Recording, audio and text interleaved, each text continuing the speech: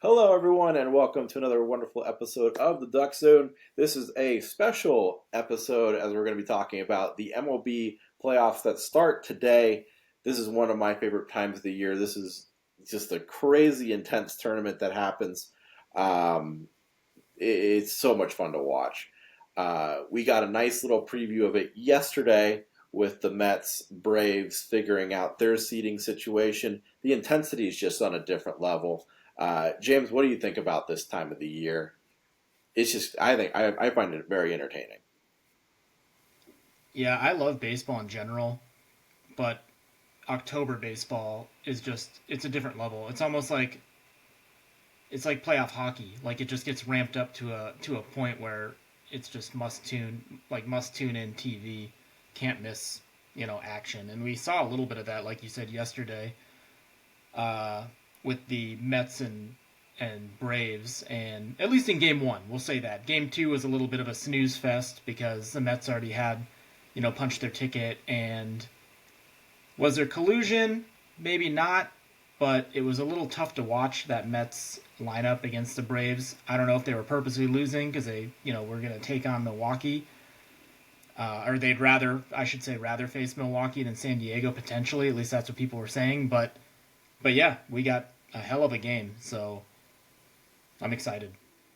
Yeah, and it's going to be an exciting wild card matchup situation, and then obviously throughout the playoffs, it's just every single pitch matters, especially with these first round games, best of three, and then you get the best of five, and then the CS and the World Series obviously is best of seven, but every pitch matters because one mistake can basically end your season. We've seen it in years past.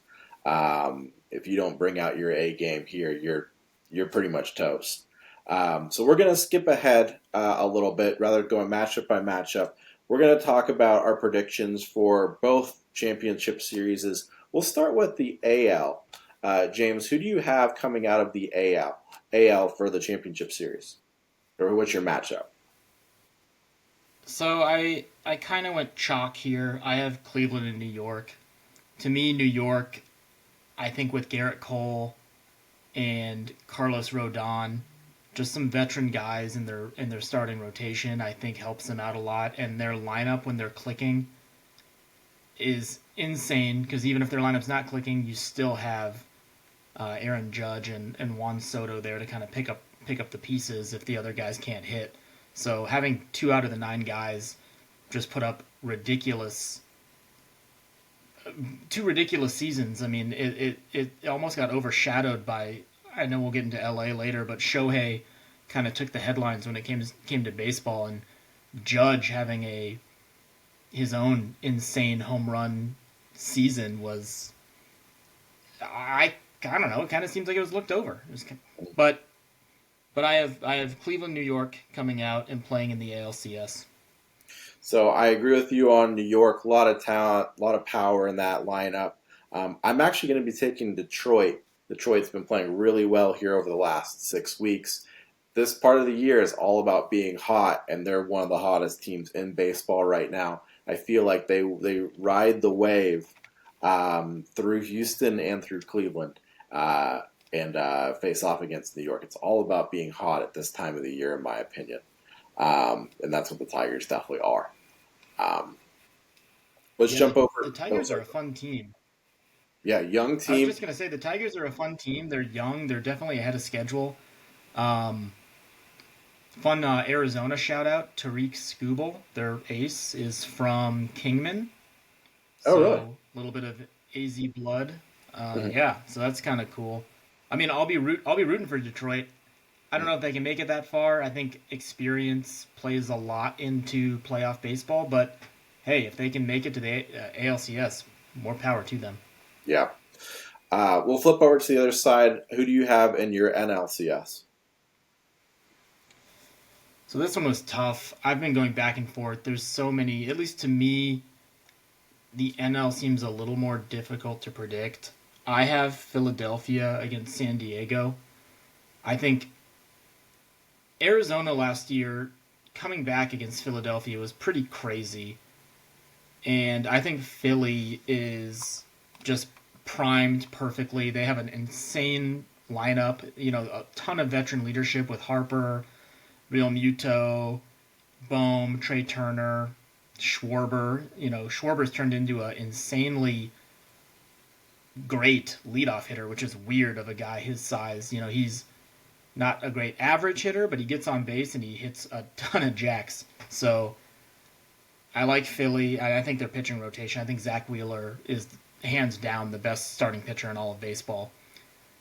Ranger Suarez had a really good year. Aaron Nola's there. I think they're set up very nicely. As for San Diego, you were talking about hot teams. They've been playing really hot since the All Star break, and I just think San Diego's pitching staff, along with, they got Tatis back and healthy, Machado, guys like that. I think they're also kind of set up for success, which is funny because they built that team to win like 2 or 3 years ago and it didn't happen, and it's almost like it's happening now. So, Yeah. guess we'll see. Yeah, funny thing about it, I have the exact same two teams for a lot of the same reasons. I have Philly and I have San Diego facing off against each other. My big debate was, what do I do with LA? And I kind of, up to this point, was saying, well, they've choked the last 3 years. They can't do it again. Well, you know what? I feel like they could because their pitching is just not there this year. They have a hell of an offense. And this is going to be Shohei's first time in the playoffs, which is nuts to say, but this is going to be his first playoff experience. But just something about that Dodger uniform these last few years has been just kind of they just don't show up in October. And they're a great regular season team, but once they get to the bright lights of October, they just don't show up. And this feels like their worst starting rotation that they've had in many years. So it's tough to put money behind the Dodgers at this point. I'm going to ride the hot hand, which is San Diego, and I think Philly. You kind of knocked all the points already. Very loaded lineup, great starting pitching. I feel like they have something to prove after last year being knocked out by Arizona, and I guess we'll bleed that into who do you have in your World Series?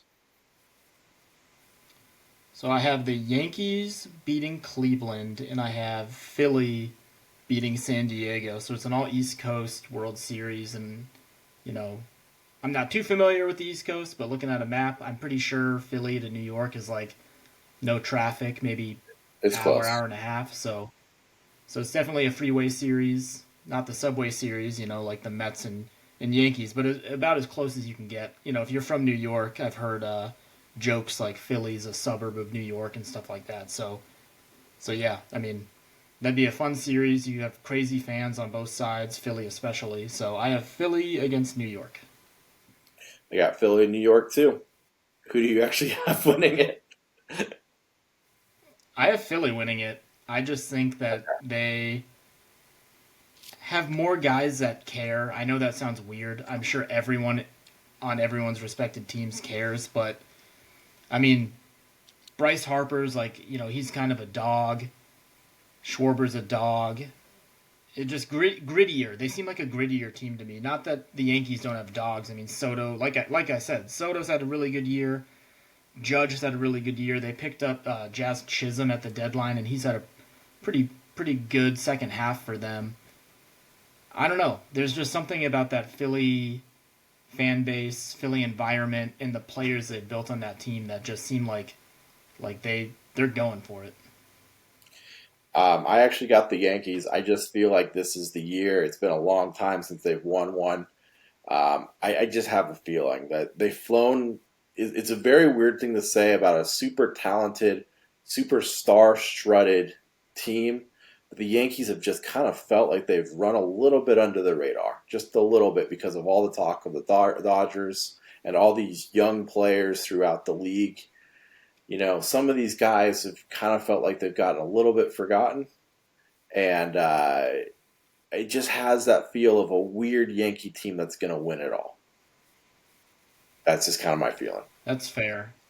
Yeah. The reason I didn't go with the Yankees is that their experience, I think, just isn't quite up there. I mean, not Soto's obviously played plenty in the playoffs and even has a World Series under his belt with the Nationals, but I'm looking at a depth chart right now, and Jason Dominguez is slotted in at left field. Will that be the case in the postseason? I guess we'll see.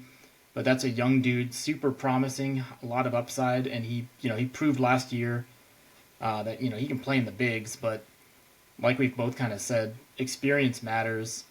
Yep. Austin Wells, actually a U of A graduate at catcher. Um, Maybe not a graduate, but went to U of A, played at U of A. Also a guy without experience.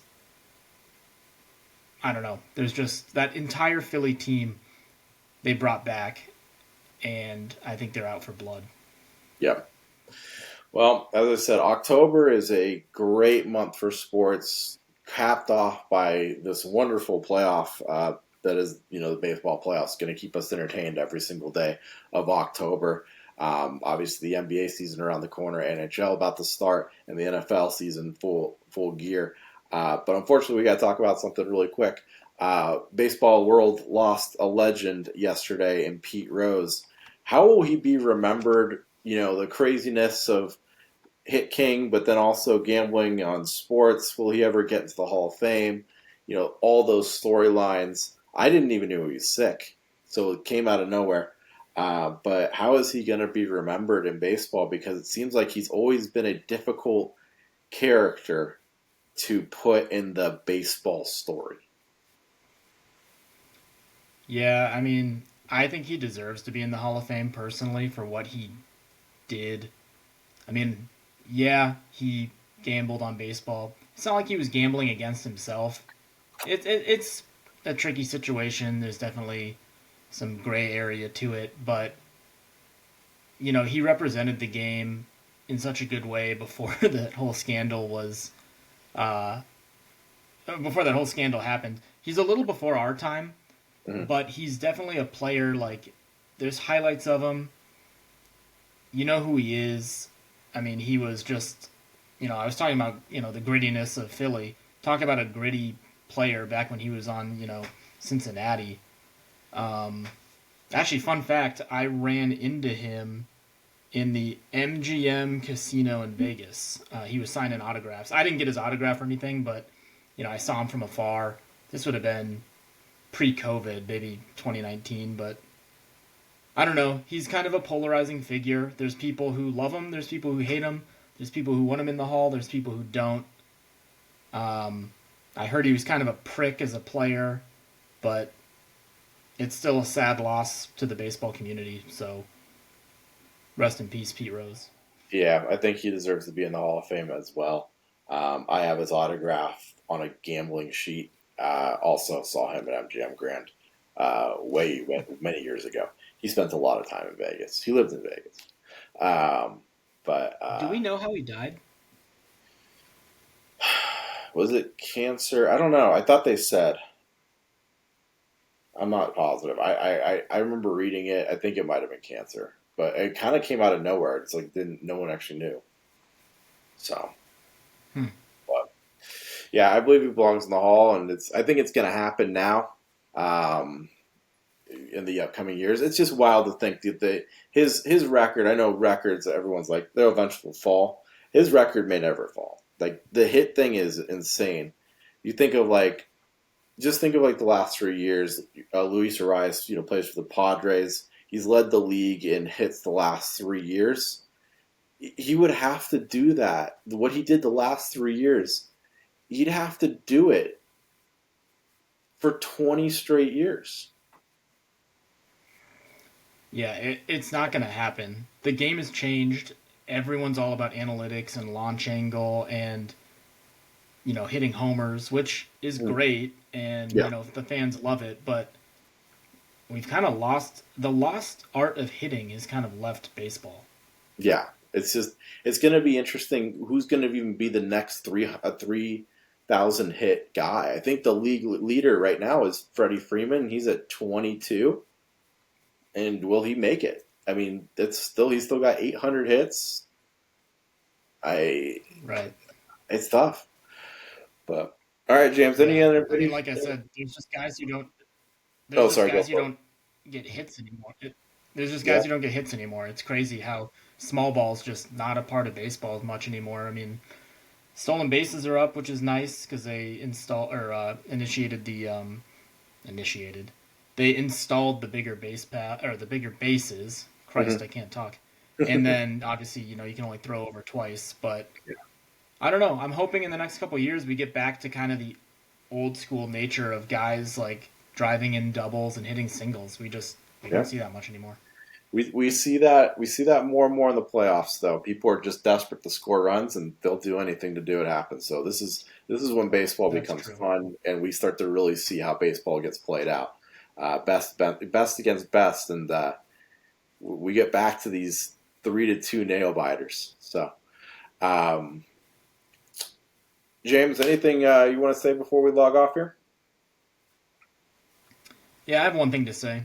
Hey, managers in the playoffs, if you have a man on first or second with no outs, lay down a bunt. Let's see if anyone can lay down a bunt. Actually, do it. Yeah. All right. Well, with that, we'll be back later this week talking football. There's gonna be a lot to talk about there. But enjoy baseball. A lot of sports, and we'll talk to you guys soon.